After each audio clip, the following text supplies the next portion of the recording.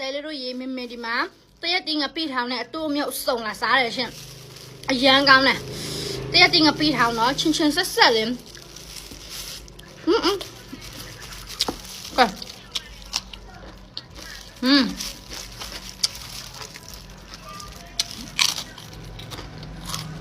ဒါလေးငါဖဲကြောင်း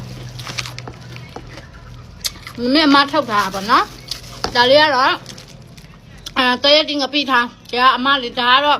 ဘန်ကောက်ကအမထုတ်ထားတာပါသူကိုယ်တိုင်အိမ်မှာထောင်းတာနော်သူကိုယ်တိုင်အိမ်မှာထောင်းမထုတ်ထားတာဒါတော့မင်းရဲ့အမရဲ့ငဖက်ကျော်စီတန်းတန်းနေနဲ့တုံးမျိုးအစုံနဲ့ချင်းဆက်နော်ချင်းဆက်မတိုင်တော့ဆင်မပြေဘူးချင်းဆိုင်ကြိုင်တော့ကွက်တီပါတူအမျိုးမှာတရက်တင်မလို့တော့တရက်တင်ငပိထားမလို့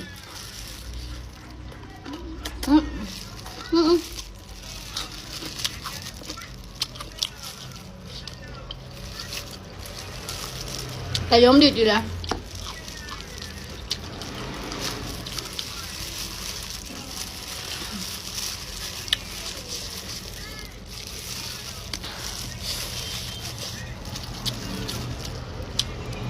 สุกาดีเกาเลยจ้ะจะชัวร์เลย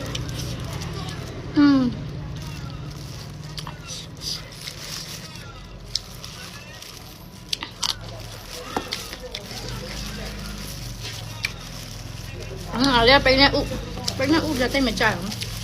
ทำไมมันไม่เปรี้ยวทาไปอ่ะเรียนใจอย่างเช่น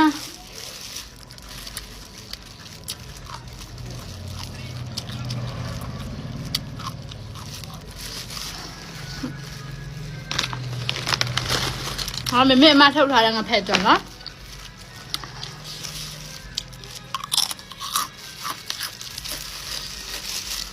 ก็เสียเ